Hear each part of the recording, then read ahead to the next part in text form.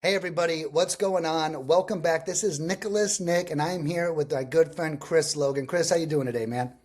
Awesome, brother. Even better now that I'm here with you and looking forward to what we got going on today. Yeah, me too. It's already been a barrel full of laughs, so I love to see that. Thank you for the energy you bring every time, guys. Today we're gonna talk. Today we're gonna be talking about virtual wholesaling. I want you guys to look at this as a master class. Chris and I, we've been friends for a while now and working together behind the scenes. But Chris is a virtual wholesaling master and coach. Okay. And then you pair that with what we do at Lead Mining with calling and texting, and both of us combined, you are really set up for success. So I've designed this course right here that you are watching to be an interview with Chris on questions that you would want to ask him. The real ins and outs. This isn't a discussion led by Chris. It's led by me thinking about what are my customers going to want to know about this. So guys, as you're watching this, we're going to be going back and forth talking about how virtual wholesaling works, the do's, the don'ts, all the good stuff. So stay tuned. And afterward, don't forget to check Chris out on social. All right, Chris, you ready to get started? I'm ready. Let's do it. Okay, where Bear, are you ready to get started? Okay, she's taking a nap. She's not as productive as me, Like, but awesome, dude. So first of all, let's start. Tell us who you are and what exactly is it that you do. Yeah, awesome. Well, again, thanks, Nick, for having me here today. Appreciate it. Again, guys, my name is Chris Logan. I've been wholesaling houses for the last 13 years. We went virtual about 8 years ago, which is 2 years before COVID, which we're very blessed to be able to have done that, been in that position to where COVID was probably one of the best times in our business we've had. And what wholesaling is, if you're not familiar with it, it's basically controlling real estate and profiting from it without buying it. So it's a sales and marketing business. We're all about finding distressed sellers, people who need to sell their house right now, making offers to them, putting the property under contract with a piece of paper called a purchase agreement, and then we flip that piece of paper to a buyer who is then looking to take our spot in that agreement and purchase the property from that seller. In the end of the day, we get paid by bringing a motivated seller and a buyer together and making the money in the middle. So that's how we get paid. So when I first started doing this business, wholesaling was the strategy that really appealed to me because I was bouncing back from my own setback, and I wanted to have the strategy that could get me out of my corporate job as quickly as possible. So I went to a 3-day event learning about wholesaling. And then from there, I'd love to say my first deal came right away. Actually, it took me 6 months to land my first deal. But within 3 years of learning wholesaling, I was able to leave my corporate job and do real estate full time. So wholesaling by far is the number one strategy for people to get started in real estate because it teaches you what a good deal looks like, what a bad deal looks like. So in the future, when you just start buying deals yourself, you can make more confident buying decisions. Absolutely. And cherry pick the best deals for yourself, right? It's Absolutely. like just like when we were 10 years old and we're picking our kickball team. Okay. Yeah. We start with the biggest, strongest kids first. Okay. Yep. That's exactly how it works. And we do the same thing when we're generating our leads. And then quick Yep. question for you. So you kind of did what we're about to cover. You started local as your initial Hmm. efforts, and then Yep. you then went virtual. Was you say after a couple of years? Is that right? Yeah. Yeah. If I could flip it though and go back to the beginning, I would have started this business virtually. And there's a reason for that. A lot of people who are just getting started, they work demanding jobs, right? Like they're working a 9 to 5, they work a 9 to 7, whatever the case may be. And time is very limited. So fitting in time to grow a business, especially if you have a family, when you're going to work all day and then you're sitting in traffic coming home, maybe you're going to the gym, maybe you're knocking out dinner with the family and then starting your business, it can make it really tough to get the traction you need early on. And I was working 60 to 70 hours a week plus growing my business at the same Right. time, so that was pretty tough.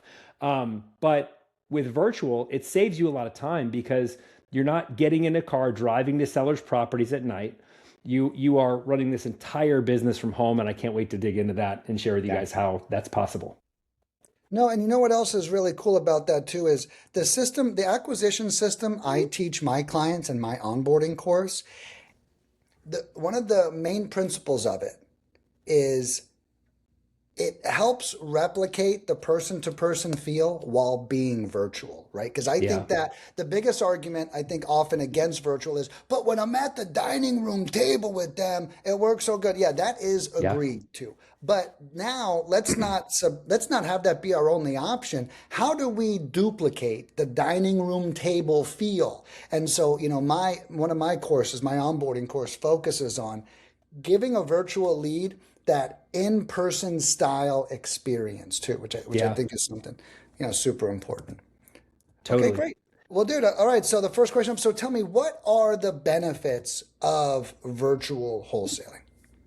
Yeah, so some of the benefits of going virtual are not needing to drive to sellers' houses to meet them in person, not having to walk through some of these, with all due respect to the sellers, some of these nasty houses that have mold and like Asbestos, roaches all over the place. I mean, you wet paint. really, when you wholesale for a while, you walk into some interesting places, right? So you don't have to do any of that. You don't have to worry about after a long day of driving, like working at your job and then driving to a seller's house because they say they're going to be there and you get there and they say, sorry, you couldn't make it. And then you have to sit in rush hour traffic driving home. So you don't have any of that. That's a big reason we made the switch to virtual.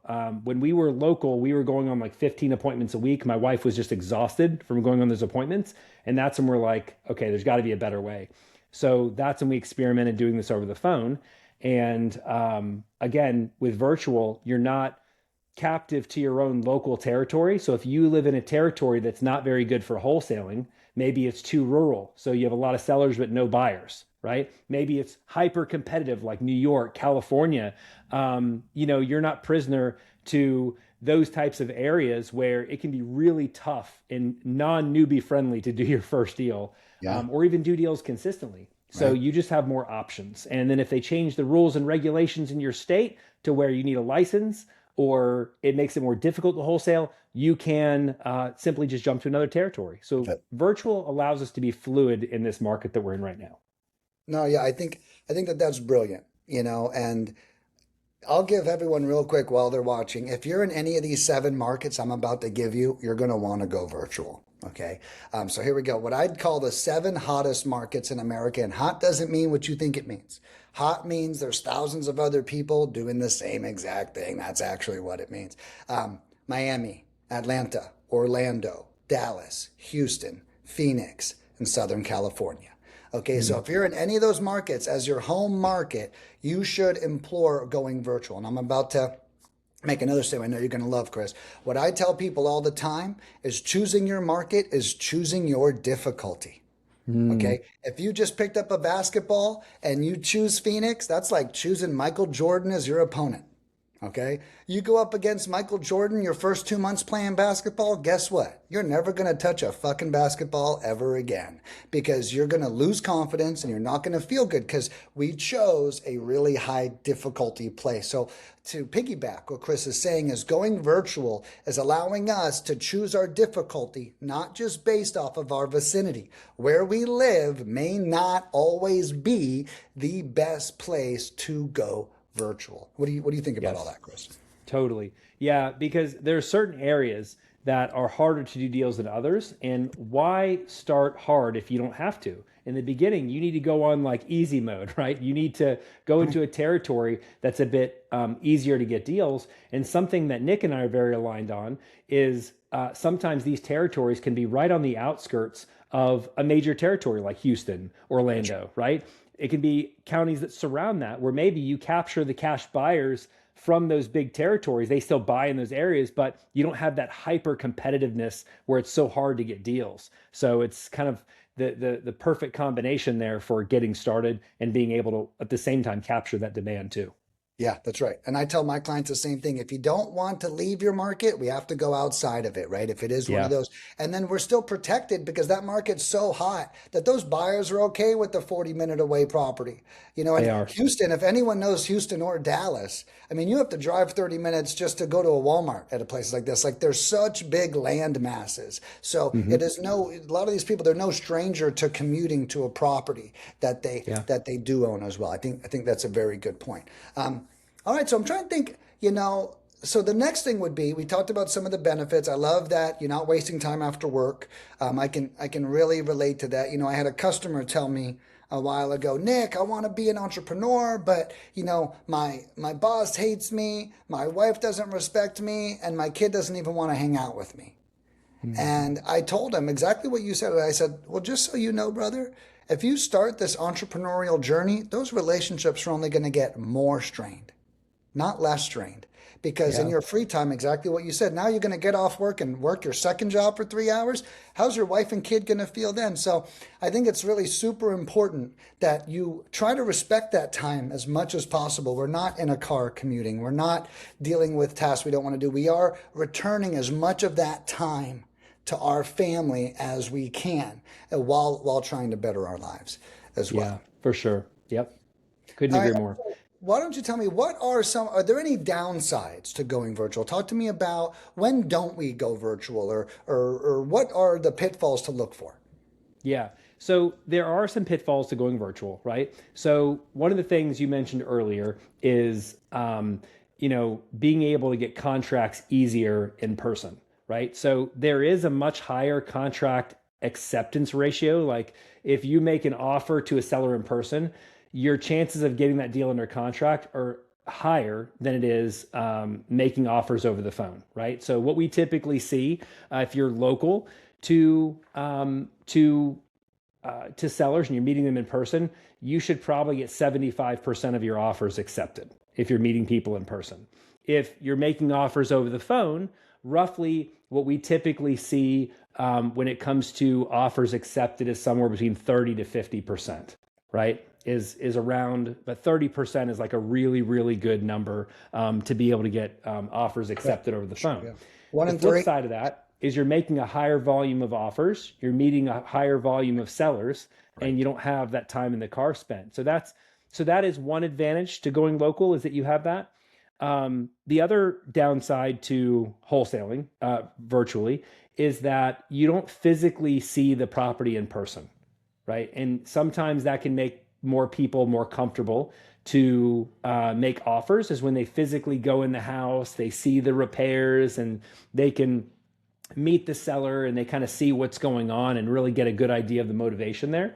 But on the flip side of that, as long as you know the right questions to ask over the phone, that becomes not so much of a problem, because you realize that if you can get the seller's description of what's going on in the property and you're asking skilled questions, and you get the four pillars of motivation, which is price, how much they want, timeline, when they're looking to sell, condition, the overall condition of the property, and motivation, their burning why, you have everything that you need to be able to make these offers over the phone.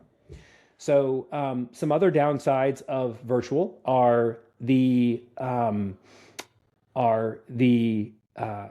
deals that go through, right? So when you are wholesaling in person, right, or when you're meeting people in person, you're going to probably have 75% of the deals you go under contract go through, right? But if you're doing this over the phone, you're putting deals under contract over the phone, sometimes it can be like 55% until you really learn the territory really well, because you might put a deal under contract in an area that you think is good, but it's not really that great. So you're Sure. learning. Got But it. I've noticed that goes up the longer that you stay in the territory. Right. Well, and I think, the beauty of those things you mentioned, one is the in person, right? And even that isn't finite. But it does maybe require you to be a little bit more conversational, or have Yeah. a little bit more rapport.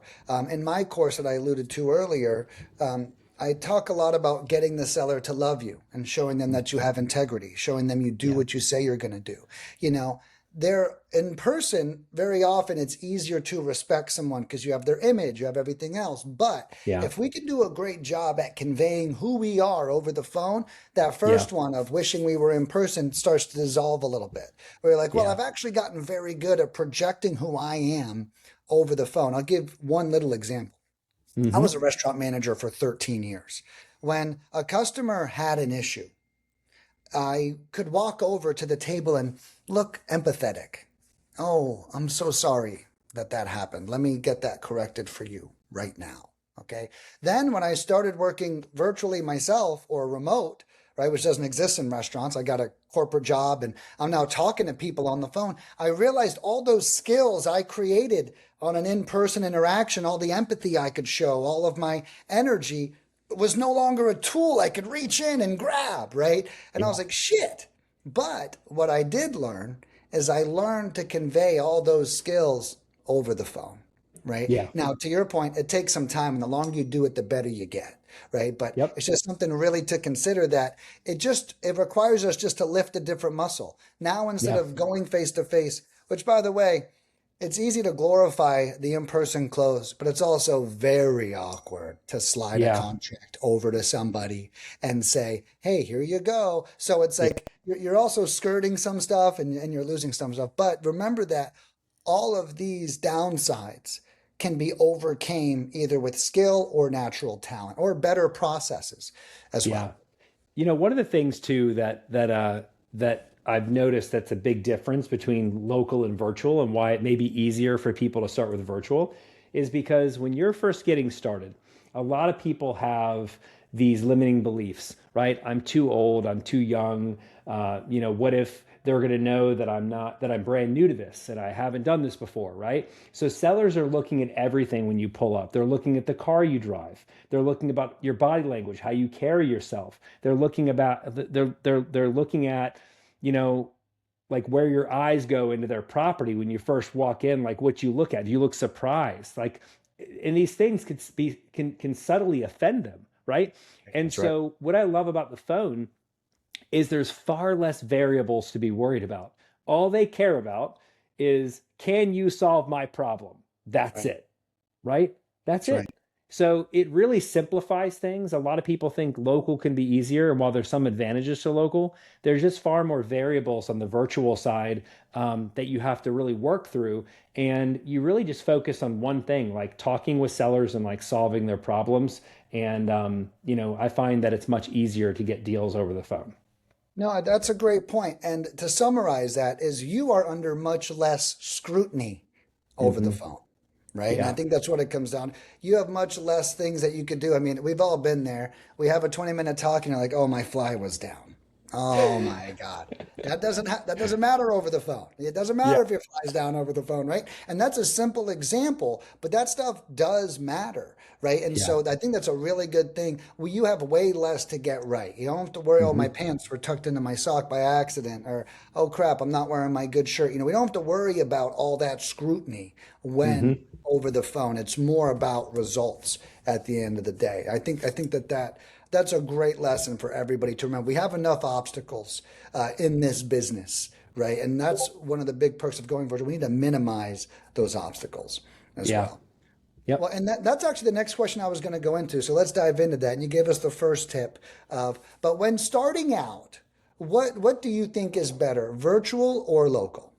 Yeah. So there's pros and cons of each. So I recommend going virtual when you're first starting out because, like we piggybacking on what I was saying before, it's far less. You're under far less scrutiny when you're over the phone than you are in person, right? So that's number one. That's a big obstacle that people consider. Number two, the reason why virtual is what I recommend is because, again, if you're driving home from work and you've sat in rush hour traffic, you're cramming down food, so you can go out on your seller appointments, and then that seller doesn't show up. It's frustrating to do that drive of shame home where you're sitting in traffic, you're like so frustrated. And this is one of the things that my wife and we started this business that we really took into consideration. We're like, man, all this time spent in the car driving around, what if we could take that time and reinvest that into talking with sellers and closing deals? Like, how many more deals could we do, right? So there's that side of it. When it comes to the local side, you can get a handle on your local territory faster because you can see things.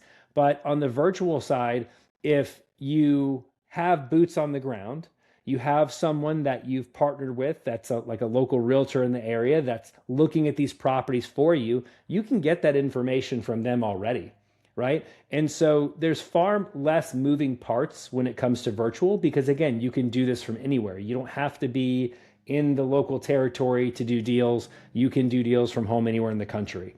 And then lastly, on the virtual side versus local, um, you can cast a wider net with cash buyers too. You can have a lot more conversations with buyers because you're not physically meeting people in person. You're not like having to go to RIA meetings and all these things, like hoping you're going to find buyers for your deals. Like you can follow just a simple process of networking with buyers on Facebook or LinkedIn or other areas and grow that buyers list much faster. So everything happens faster when you're virtual. When we were local, we were doing 3 to 5 deals a month. When we switched over to virtual, our top month we had 22 deals on our contract. So, um, so reinvesting that time from driving to talking with sellers was a huge, huge advantage, and that's why we recommend virtual. No, no, I think that's important, right? And so I used to be a part of this networking group, and it was called RGA, and that Yeah, stood for Revenue Generating Activities, I love it. right? Yeah. And I love the name of that marketing group, because that's really what we need to be doing. Okay, we need to be Hmm. generating revenue. Driving, not generating revenue. It's actually costing revenue as we use Yeah. our gas, as we're adding wear and tear. And not to get too paranoid, but putting ourselves in danger on the road. I used to Yeah. commute an hour a day to work each way, so 2 hours a Hmm. day to get to work round trip. And I totaled 3 cars in 12 years. Right. Yeah. Just being on the road and putting yourself in those situations. Right. And then think about the other part is returning all that time. Well, God, what if I was calling leads instead? What if I was pursuing buyers and sellers? What Hmm. if I didn't have this hour and I massively reappropriated that somewhere else? I think that's a very big tip. So it's like, even though we talked about having a potential less contract acceptance rate, now that might be true, but if we can spend 90 more minutes doing revenue generating activities, we're sending out 5 times more contracts. Yeah. So who cares if we're getting 15% less under contract because we're doing 500% more of that effort? And I think that that is a really important thing to consider. And that's your time and your comfort, right? It's become a dream since COVID that we all like want to work from home to a degree. And the thing about going virtual is guess what? You're now working from home too, and we don't have to do any of those labors that's included with a physical local job. And that's Yeah. also what being local is, right? Is it Hmm. is it is it's a lift that has to Yeah. be made on top of your skill ups and your gains and your family. And guys, Hmm. I I mean, I don't think I need to speak to how crazy life is at things we don't talk about. Laundry, cleaning, pets, Yeah. kids, chores. I mean, it gets out of I don't even have kids and my life is full as hell. If I all I have is 4 cats, okay, which can sometimes feel like one kid. But I really respect the people that have a full life because my life feels full and I don't even have a fraction of their responsibility as well. Yeah. Yeah. For sure. All right, awesome, dude. Yeah. So I love that answer, virtual versus local. Um, and I think just to add it back into this, I know we brought it up last time too, but being in person, if you're new, your nervousness is going to start showing. Hmm. I'll tell you one thing that came up for me while we were explaining about the in person versus the phone. If I'm Yeah. nervous on the phone, I can mute it. Yeah. Okay. I can buy time, call them back.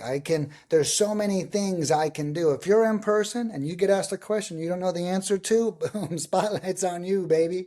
Okay. Yeah. So, some of the big benefits, a lot of people might think, well, I'm more confident if it's local. I get that. Yeah. I totally get that that feels like it would be a source Hmm. of confidence. But what's going to happen when you're face to face? Do you bite your fingernails when you get nervous? Or do you have tells? Are you looking around? Do you just Yeah. look insecure in general because you're brand Yeah. new? And so Hmm. all of that, we talked about that as scrutiny, right? All of that is off the table. And all we have to do is control the tone of our voice instead. So that's something I've never thought about before. So I just wanted Yeah. to add that into the pros and cons. And then what I say is like, heck, after you get all that down, then I'd be pursuing local. I'd actually do it opposite, if ever, right? Get Hmm. those skills so when I do show up in person, hey, I've already answered this question 500 times. I'm ready to get asked it face to face, kind of thing. Yeah. Well, Because that's you got like you shared something interesting there because when you're virtual, like you could have a script in front of you, you could have most common objections in front of you, you can have a process in front of you True. So you can make it to where you've sounded like you do this like 1,000 times, That's a good right? point. So your nervousness, your newness, none of that's going to show through. But you can't have those resources in front of you when you're meeting sellers in person, right? Like you can't be taking out the cue cards when you're meeting sellers in person. You And got to do it so, that way. yeah, so you might lose your train of thought, like Yeah. lose your process. You might do different things every single time, which leads to different results, which makes it harder to get deals coming in consistently. But if you are following the same process every single time over the phone, you're prepared with the objections, you're prepared with your framework about how you're going to lead the call, right? Then you're going to be in a much better position to get Six. deals under contract. So that's really what I found there too is even our own team got better results over the phone than we did in person because there's so many less variables that you have to worry about, like when you're in person, when you're over the phone than when you're in person. Yeah. That last one was huge. I didn't even think about that. My whole point was off of what they're observing, but your Yeah, point was off of how extra prepared you can be, and you have live preparation in hmm front of you, right? And then, yeah, I offer a script that it was funny. I offer a script that offers everything you just said. We give you the script, the objections, the rebuttals, so you've got it on a one pager, yeah, that you can reference, and you can't do that to a seller, right? We see it on hmm anyone watches Shark Tank. They're like, "Can I go call my partner real quick?" You can't do that when you're sitting right in front of a seller. It is all live. We can't go reference our tools. So I think that is a huge benefit to doing yeah. this. All right, One of the awesome. things that I think a lot of people are going to be questioning or concerned about, or try to even figure out, is like, where should I start? I have a simple framework as far as picking the right territory. Mind if we go there real quick? Yeah, please do. That was actually my next question. Yeah, where Oh, where how perfect. do you recommend picking that market? But yeah, please, please. Awesome. Yeah. So when it comes to picking a territory, right? This is where a lot of wholesalers mess up. They'll pick a territory that's either too rural, where there's a lot of sellers, no buyers. Maybe it's too competitive, California, New York, maybe some of the areas that you mentioned, Nick, and they'll struggle to do deals. So, what is a recipe for a solid territory? So, what I found is that some of the best territories to focus on are areas that have affordable housing. So, what does affordable housing look like? Um, if you take the nationwide median home price, and so for those listening who don't know what the median home price is like the middle home price, the most common type of house being bought and sold. A strong start to a great market for wholesaling is a territory that has a median price point that is less than the nationwide median. So I think at this point right now in 2026, the nationwide median home price is like 365. I could be wrong. So very quickly, you want to take an area that you're looking at, maybe start with your home territory, the county that you live in, put that into Google and type in that county, state median home price. You'll see a Zillow page pop up. And then from there, see what it says. If you're underneath the median home price, the nationwide median, then that's check mark number one. A lot of people try to wholesale in markets that's like 750,000 is the median home price. And that's tough because hyper competition, number one. Number two, smaller buyer pool because it requires more out of pocket cash to be able to buy these properties, and which makes it harder for you to get deals sold, right? So that's number one. The second thing that we typically look at is areas that have older inventory, so older housing. Okay, we're looking for properties that are at least 25 to 30 years old. Okay, that's the sweet spot for wholesaling. The reason that's important is because if a property is older, it's going to have enough time to have deferred maintenance, right? The property is going to start needing repairs. The sellers have more time to have distress. They have more time to pay down their mortgage, so there's more equity in the property, so they can actually accept a wholesale offer. I see a lot of wholesalers going after new construction homes that are only like 5 years old, and they're wondering why they can't get the deals sold. You want to focus on houses that are at least 25 to 30 years older. Another thing that we notice for good areas to wholesale virtually when picking a territory is counties with at least 250,000 people there. If you're in a county that has less than 250,000 people, chances are that could be a rural territory, or it could be a territory that is just going to have, it's going to be harder for you to get traction, right? The only exception to this is if this area is right on the outskirts of a great The area. metro That's the area. only exception to that rule there, because as we talked about before, that could be a little hack locally to be able to take advantage of buyers who are buying in big areas, but less competition in lower areas. And then lastly, the thing you want to look for is areas that have recent cash buyer activity. You got to have recent cash buyer activity. So if you go to Zillow and you click sold homes and you go under the search there and you type in cash, you're going to see a bunch of distressed properties that sold. As long as there's a lot of red dots there, then you're good. If you only see one or two, probably not so good. You may want to look into a different territory. But those are the main criteria that we see that make a strong territory. That's great. I want to point out two things real quick. One is, guys, I want you to know what an expert Chris is. He had no idea what these questions were that I was going to ask him today. And he knows them off the top of his head. I think that that's something that really shows an expert. I've been in lead gen for 9 years.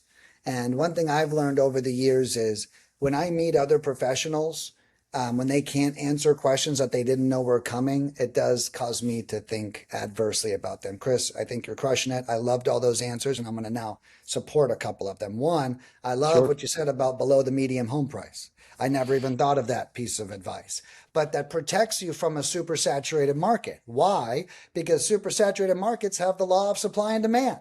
And the law of Yep. supply and demand says the homes are going to be worth more if it's a saturated market. So that one little tip of below the median home price value is so piercing and so ninja. So I just really want to applaud that strategy. I'm going to steal that. But man, that was really cool. I also liked the county vision and the exception of that rule as well, right? It's okay as long as there's 250 people and we're on the outskirts of of a major city. That protects us with the buyers and the activity and stuff as well. So I love those tips, and I think those are great parameters. And I can tell just by the way you rattled them off with no preparation that you have a system for identifying these markets. It's not just like, well, yeah, let's try this one. Let's give it a shot. I worked for this coaching company once, and they hired me as a consultant. And one of the things they told their brand new students to do was to pick 15 markets and market to all of them and see which one worked. And I Wow. explained to them as their consultant, they did not like me after this, but I said, if I ever hired a consultant and they said try 15 things at once and let me know what works, I don't need that consultant. I can try Yeah. 15 things at once myself and see what works, right? And so I love that you're not throwing shit at the wall. We have an equation, we have a process, we follow it, and that starts us off on our best foot. So I think Yep. that that's really cool. Thank you. And Thank you this for is a process that we've implemented hundreds of times. We've tested it in multiple markets, and consistently this works. And we find that it provides us with the best deals. And I'm gonna provide one more little tip yeah, because please. I really want to make sure, like you guys are targeting who are listening the right types of properties. When you go in to pull your lists, we talked about the median home price, right? Once you identify the median home price for your area, put that number as the top end to the price point of the houses that are on the list that you're going after. The reason being, it's going to avoid you having $1 million properties on your list. Because just because the median home price in a certain area is a certain number doesn't mean that's the only type of house that's there. It just means that's the most common type of house that's there, right? So that's a real quick hack to make sure you're avoiding having these super overpriced properties on your list that you're never going to be able to do anything with, but you're paying for and putting an effort to reach out to these sellers. Yeah. And then to support that, at lead mining, one of my biggest, a lot of people, we have got the question, property value range when we pull the list. A lot of people Yeah. go, I don't care. No, you care. Okay. Okay. Trust me. Like if you leave that blank, and this is for all list pulling softwares all over the nation, if you leave that blank, they're going to give you multi-million-dollar homes. And not only those, but we're going to lose control. So what I tell everyone is we need a minimum and we need a maximum. I don't care what that range is. I don't care. But if we leave none, we're subject to things we don't want. And if you're paying me for lead gen, I don't want to be sending you for things you don't want. So don't leave it blank. right? So I think that's a really good tip, right? We never just let the list pulling software decide. Let's put in some parameter. It can be wide. Wide is better than none, kind of Yep, thing. I agree. Awesome. No, that's great. And okay, so when should an investor abandon their home market and go virtual? Maybe abandon strong, but prioritize a virtual market over the home. What signs would that local investor be seeing that could tell them, hey, you know what? I got to get the hell out of here. This is too difficult for me. Yeah. So two things to look for. Number one, if your area that you're in does not match anything that we just said, that's number one, right? Then you want to look for a different territory. And sometimes a lot of people think when they think virtual, oh, I got to do all the states at once, or I can only do this in different states. Guys, sometimes just a neighboring county to yours may have the criteria that we talked about where yours doesn't. Maybe you live in a ritzy county, right? A bougie county, and maybe the one, two counties over isn't like that. So that's the first thing. Okay. So I would always look around where you are first to see if anything meets this criteria. And if it does, great, start there. If it doesn't, then you want to look in a different territory. But the second piece to this is you want to be aware of the rules in your territory, in your state when it comes to wholesaling, because these change consistently, right? And if they all of a sudden make it to where like if your state passes a bill where you have to have a real estate license to wholesale, then you have two options at that point: either get your real estate license or pick somewhere else, right?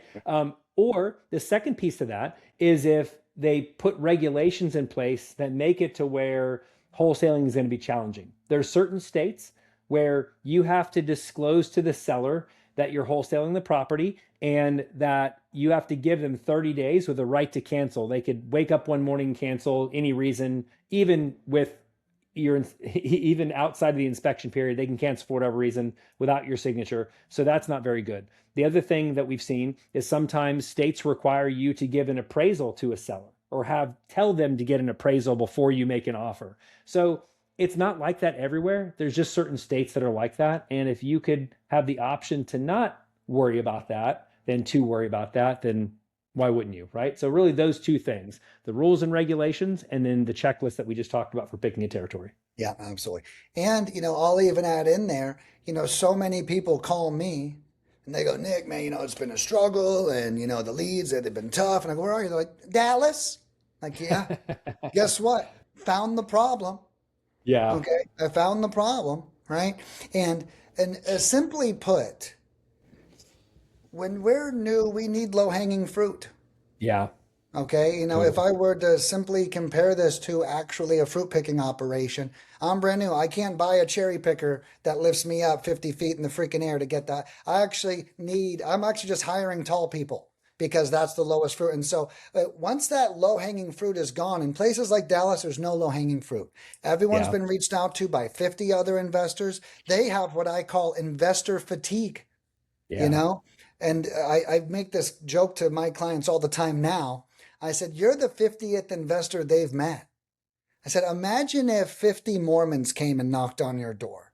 How would you treat numbers 20 through 50? Right? You'd be like, look, I told you. With the Mormons.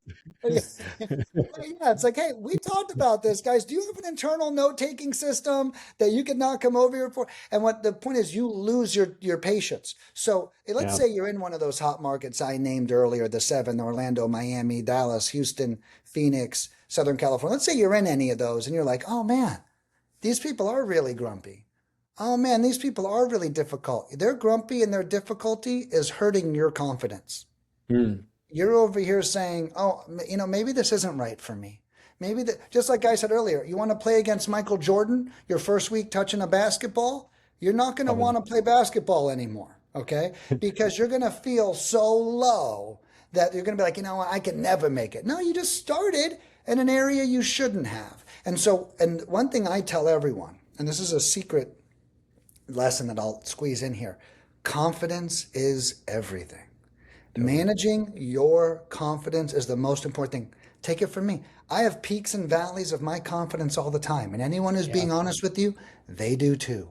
And when I'm feeling low confidence, it is crazy how difficult this world feels.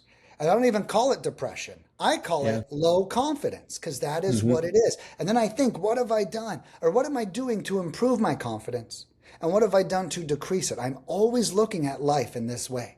And the truth Yeah. is, too much confidence, you look like an asshole. Too little confidence, you look depressed. So I'm always having this internal dialogue with myself about Hmm. where am I at? And I'm telling you Yeah. guys, one of the subtleties is you lose confidence in a market that you shouldn't be in. So if anyone's watching this and you're feeling like it's too hard and you're feeling like you're losing confidence, that is a good sign that you should be going virtual. Okay, Yeah. because it's not, and there's a famous reel going around online. It's like a water bottle is free on the side of the road, $1 at a gas station, and $5 in the airport, right? And it is like your vicinity determines your value. Yeah. Okay. And that's a perfect way to put it with wholesaling. You could feel a certain way. It's just your vicinity. It's the market you've selected could be eliciting those feelings for you. Yeah. Yep. 100%. Yeah. It's a lot more deflating when you talk to a seller and they're like, I have 10 other people that are making the offers this week, and I'm just going to pick which one, and I'll let you know by Friday, than it is to talk with a seller where that doesn't even come up in the conversation. And the conversation is totally around like their problem and how you can help them solve it. Right. So, like Nick said, it's so critical being in the right territory. One of the main reasons we went virtual was because we noticed our local territory of Tampa Bay was starting to really heat up. We noticed that the money we had to spend to get a deal under contract was increasing, and we also noticed our volume of deals was decreasing because we had a lot of big players in our territory that were spending loads of money in these areas, right? And then on top of that, we had to compete against a lot of these iBuyers, the people that were buying hundreds of properties and could pay retail for the properties Right. and That's right. outbid us, right? So we made the switch to virtual, and we were so grateful we did, because when I talked to you about that month where we put 22 deals on our contract, that was the result of putting in the same level of effort, but just being somewhere else that was easier to get deals. Yes. So, Yeah. And yeah. I had a client, I'll just share this one little story. I had Hmm. a client hire us, close Yeah. 5 deals on an $1,100 package. I couldn't, first of all, Amazing. that's insane. Okay. Like Yeah. no Bananas. one's ever closed 5 deals on $1,100 with us. So let me just say that right now. That's not a sales pitch. But as soon as she did, so she was outside of Dallas. I don't even remember her market. I've never heard of it before. Then we close a deal. She gets big for her britches. All right, let's do another one in Dallas. Okay. We go to Dallas, and the first campaign we got 20 leads. In Dallas, we got three. Okay. Mm. For the same amount invested. She's like, Nick, man, what happened, Nick? And I said, well, I said, you made a very easy to make mistake, and you saw a lot of success, and you immediately went to the major leagues, Yeah. and that was Dallas. And I said, a good rule of thumb is if you see success, don't leave that market. Okay. Don't stop what's Don't. working. Yeah. And that's to your point. It seemed really easy in this other city. Oh, well, my brain tells me if this is my first go round, it actually is this easy. It Let makes me you think you're try. better than you actually are. Right. Right. Well, yeah, right. That's exactly what you were saying, almost in inverse. And that's why I liked that lesson, because it was the opposite. I was in this town. I don't know why it was great, but it was great. And then now I go to a big town. Now I'm crushed again. Right. And I think that Hmm. that is just such an important lesson. If it's working, stay there until it's no longer working. Then we move. Yeah. And even when we move, we're looking for a look-alike city. We're Yeah. not level. Oh, I'm going into Chicago now. I could tell you, I had a customer hire me in Atlanta at $15,000 a month is what they were paying me. I think they were called Patriot Home Buyers. Anyone in Atlanta I know has heard of them. They were one of the biggest guys out there. I got lucky to take up their account. But man, when someone is spending that, and that was just with me, I bet they were doing another 20K in direct mail.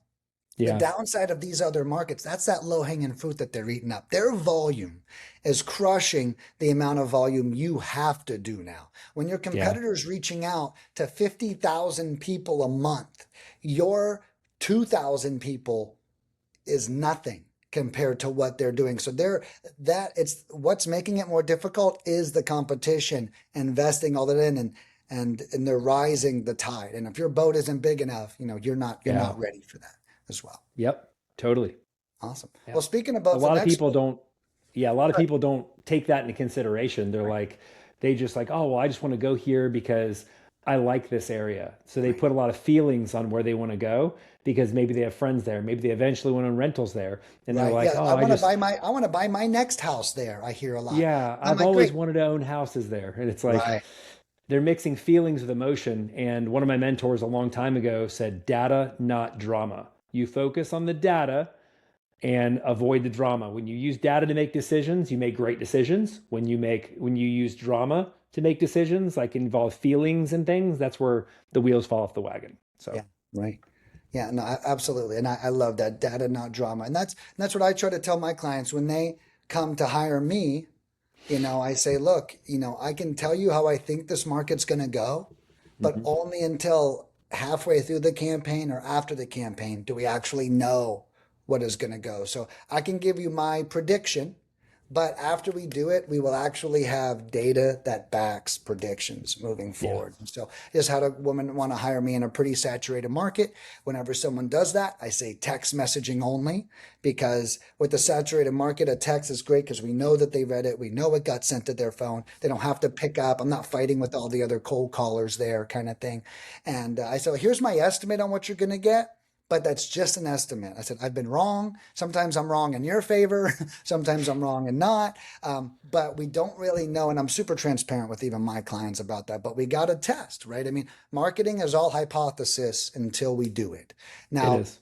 the good news about calling and texting that I often tell people is, we don't need that 6 month window. A lot of people are like, oh, direct mail, I gotta give it 6 months. Yeah, it's because half the people are just throwing your fucking mail away and sticking it in a Yeah, pile and doing all this other stuff. With cold calling and texting, we know right then and there they answered the phone. We know right yeah, then and there they replied to that text message. So one thing I always encourage people is it doesn't take 2, 3 months to figure out if calling and texting works in your area. It does take yeah, about between $1,000 and $2,000, right? Would be a better yeah. way to look at that. But when we're done with that, I can give you a whole snapshot on how exactly your market performs, at least based off those strategies. And I think that's a big plus. Yeah, man. Like, and our strategy echoes that too. Like when we're ever going into a new territory, like we'll test with like the top 3 to 5 zip codes we feel like are going to be the best in that market, and we'll always start with like some type of low cost marketing, like cold calling or texting, Right. just to get a feel Get for a it. And if we feel. start seeing that we're getting Right. the leads we want, we're having the conversations we want, and hey, if we get lucky and get a deal under contract right away, that's fantastic. Now we have proof of concept, then we pour gas on the fire. So many people pour gas on the fire too soon before they've even got proof of concept, and they go broke. And so it's really important that you inch your way into a market, see how it is. And then once you get that proof of concept, then you go ahead and go full speed ahead. That's right. I love that. We let the results tell us what to do next. We don't. Mhm. I have a client called Nick. I want to spend 7,000. Hey, let's spend 2,000. See what happens, and then let's deploy 2,000 more. And a lot of Yeah. people don't even like that advice. Well, because they want to go so fast. I'm like, trust me, we can still go fast, but we have to go methodical. And it's Yeah. because I don't want, and I warn them, and we've done it before. We do all Hmm. 7,000 right now. Halfway through, we got to pivot, and then we pivot, and then it costs even more money because we're pivoting halfway through. If we do Yeah. this one step at a time, it's going to respect your marketing budget the best. And my commitment to my clients is I want you spending the least and getting the most. It is as Yeah. simple as that. And if we can figure that out, you will spend the most. Yeah. But then you'll get the most too on top of it. So there's a lot of analysis that comes with using a service like mine, which goes perfectly into my next question, which you might even be able to skip because we just covered it. But it is, how does lead mining pair well with virtual calling, right, or virtual markets? And I think that we just touched on a lot of it. Is you could hire us to go into these markets and give it a true test, right? What do the leads? And you know what? Heck, what if you get 20 leads and you just don't like them? You just don't Yeah. like. That's what I tell people all the time. Look, I'm going to get you leads, but whether you're going to like them and you're going to get a feel for it, that's a totally different story. So Yeah. And so I'll kick it to you in just a second. But, when Yeah. going virtual, that is exactly, I actually didn't realize till I met you about 6 months ago. I was like, oh shit, I am a virtual wholesaling company. I'm just not a virtual wholesaling coach or consultant, right? But Yeah. I am, if anyone's got a phone, people come all the time, do you do this just in Florida? I'm like, no, man, if they got a phone and a phone number, I'm calling that son of a bitch, right? So we are the perfect virtual strategy. And another thing that's really important to consider, and I get this call a lot. Nick, I'm in this market, but it sucks. Okay, great. Why do you say it sucks? There you Well, go. I direct mailed it and I didn't get any leads. And I say, great. Let me warn you right now. The results of your direct mail is not an indicator on whether your market is good or bad. Yeah. There's so many people that have called me up saying that, oh, well, my direct mail campaign bombed. I spent $5,000, haven't closed the deal. And then we go in for $1,500 and rip out 25, 30 leads. And I Yeah. crush their direct mail and they go, oh man, I didn't see that coming. And guys, Yeah. I'll be honest with you. I like direct mail. I think they're great, but I'll tell you how I check my mail right now. I take it all out of the mailbox. If it's colorful, it goes in the trash. Okay, if it's unlabeled, it goes in the trash, and only if it says IRS do I open that son of a bitch. Okay, Yeah. like I'm dead serious. Okay, I only open mail from the government. That is it. So if anyone marketed to me, and I think with me saying that, think about how you check the mail now. Yeah. Right? I'm not gonna with Facebook and cold calling and everything else. I'm not gonna buy whatever I need out of me personally. Now I Yeah. know I'm part of a new generation and stuff like that, but as time goes on, I think that that is how the world is behaving more and more. So although it might work, it is not the best indicator. You sent it. You do not know if they saw it, right? Yeah. That is the big thing with calling. I can tell you we did 2,000 and 200 people answered. I can tell you that. Yeah. So those 200 people know what we said. Those 500 people that responded to our text message, they saw what we said and they responded to it. So I always say we want eyeballs on your marketing. That is really Yeah. what if we're not getting those eyeballs, then we are not getting our desired results either. Totally. But Yeah. if So go ahead.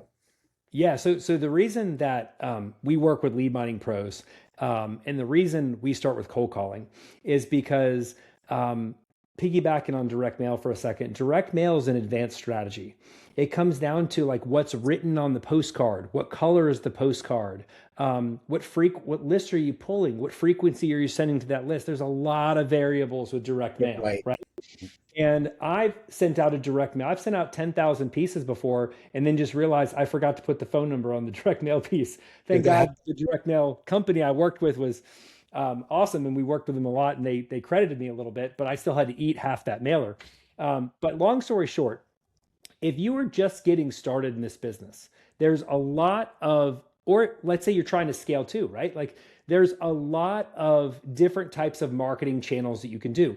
They all work, but not all of them are meant for the season of just getting started, right? So I like starting with calling and texting because it is the lowest cost leads that can build the most amount of skill when you're first getting started. Okay. Now, when you're getting started, you have two options. You can either make the calls yourself or you can pay someone else to make the calls for you, right? I find people fall into three buckets. Either people that have time and no money. If they have time and no money, they're making those calls themselves. If they have money and no time, then they're paying in a company like Lead Mining Pros to do the cold calling for them to get leads coming in. And if you're a part of the blessed few that have money and time when you're first getting started, you're paying Lead Mining Pros to make the calls for you, and you're cold calling yourself different lists, smaller niche lists, so you can maximize the amount of contacts, because in the very beginning, contacts is what leads to contracts. If you spend a lot of people, I feel, well, I'll get to that in a second. The reason that I like cold calling is because it's simple. We can pick up the phone and talk to sellers today.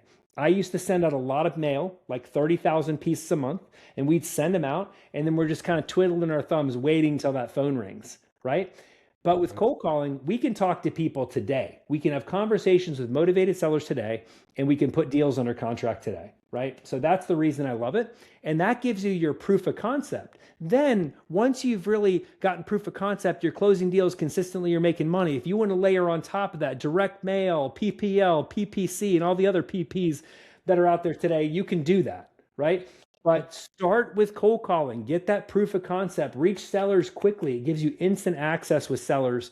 And then from there, once you've stacked some cash, you can start going into some of those other channels. But if you can outsource right away, do it. If you can't make the calls, if you can do both, outsource and make the calls. Because in the beginning, contact, regardless where you're at in the journey, contacts always lead to contracts. And I feel like that's something that a lot of people miss. 100%, and even for us, at lead mining, I was just looking at reports today. Our American cold callers are averaging an 8.3% contact rate when outbound Mm, cold calling. it's And great. anyone who's cold calling right now, I challenge if you're, whether you've outsourced it or you're doing it yourself, I challenge you to look at your numbers right now.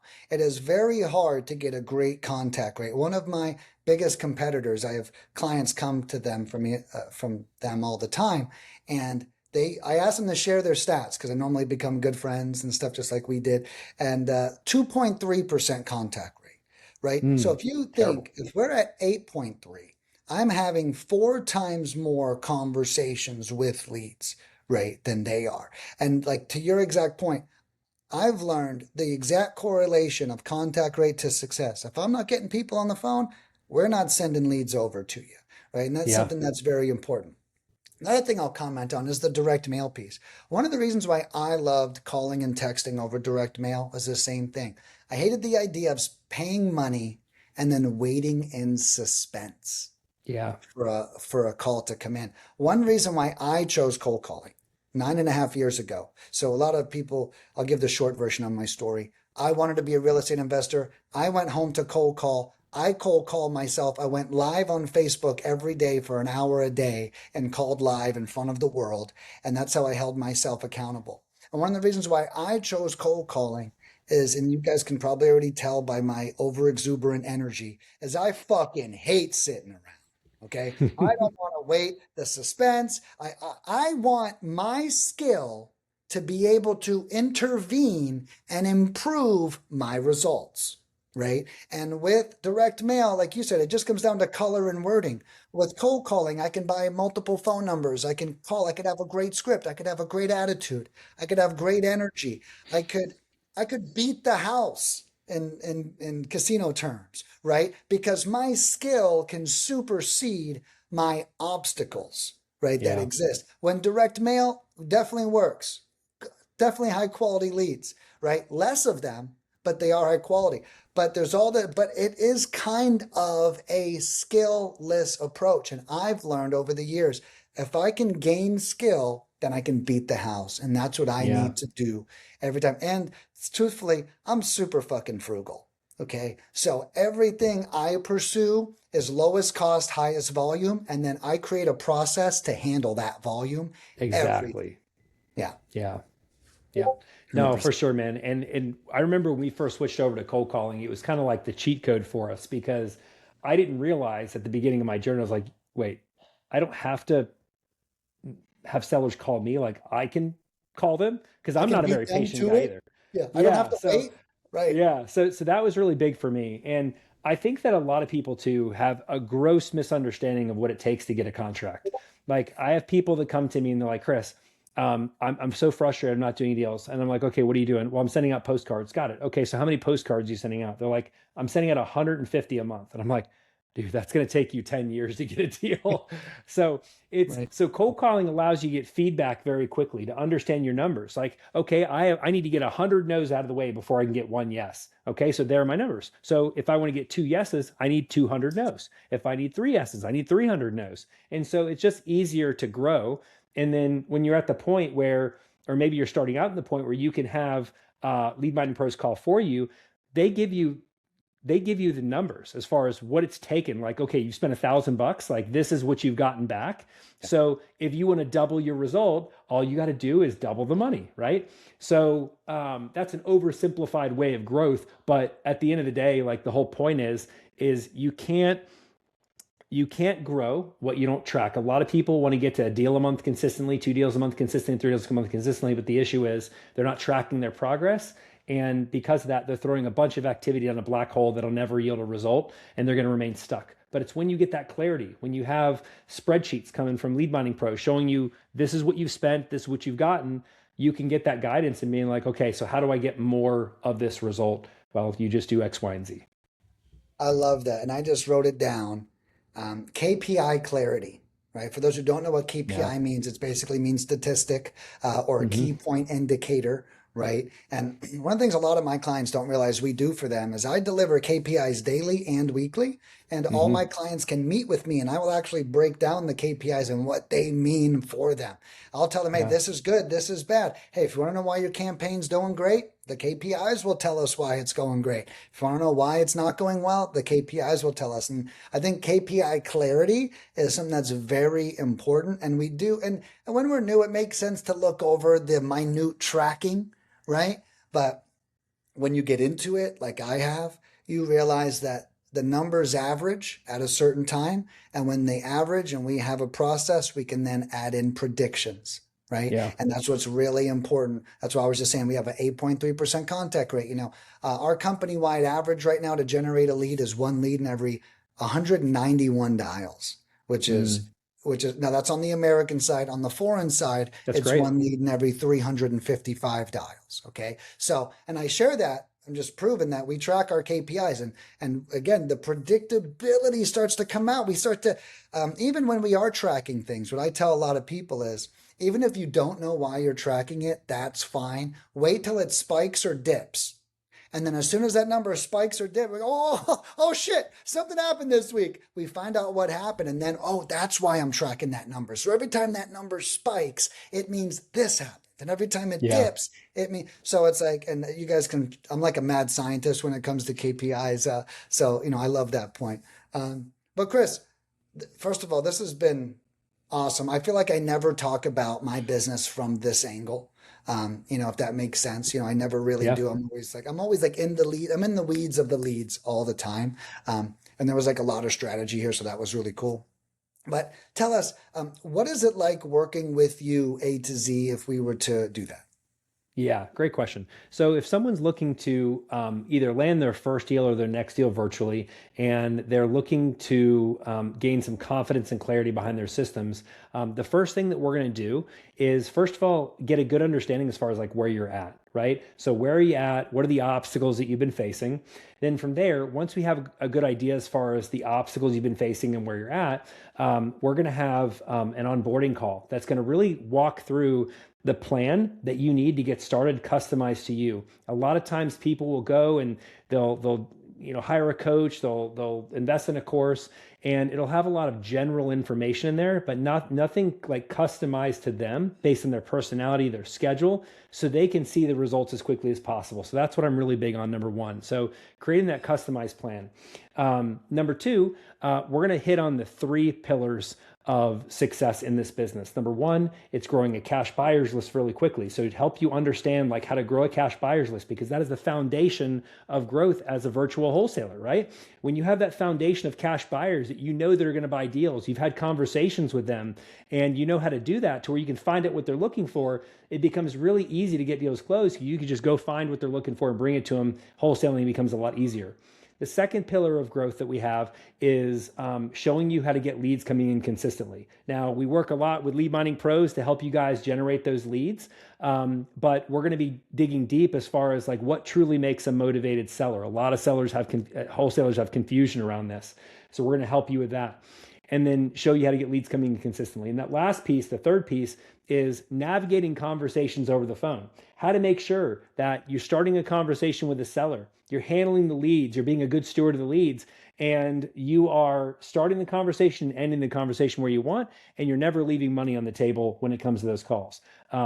Outside of that, we're really big on support. So I have 3 layers of support that I help people with, and that is 911 support. Time kills all deals. We're really big on making sure that if you have a question, you can get your question answered. This gives you the confidence to take steps forward and get the results that you need, right? The second pillar of that is our weekly support calls where you can bring your questions, ask them live, and get those questions answered in real time. And then the last piece of that is being able to post questions in our community and get your questions answered. So all in all, we're all about giving you the confidence that you need to be able to land that first deal and the clarity to take next steps so you can know that you're going to get the result that you are paying for. And we are so passionate about helping new people. We guarantee the results. We have a 90-day deal guarantee. If they don't get their first deal in 90 days, like, we're going to work with them until they do, because if they're going to invest their hard-earned dollars into us, we're going to invest our money, our time into them, make sure they get the result they paid for.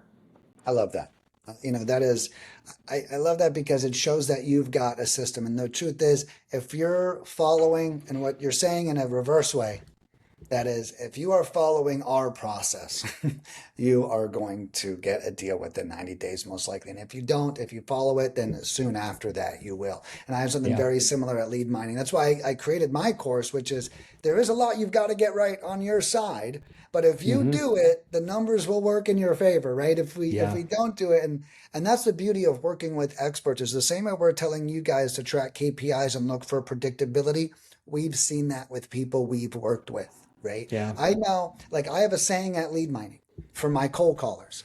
If you say the words, you get the leads. Our script is that good. You say the words, you get, whenever someone's leads suck and we're considering disciplining them, firing them, or whatever that is, because their performance isn't high enough, they go, I don't know what I'm doing wrong. I can already guarantee without listening to a single call that you're not following the script perfectly. Yeah. I can already, and then every damn time, that's exactly what the case is. And that's an oversimplification, but it is that true.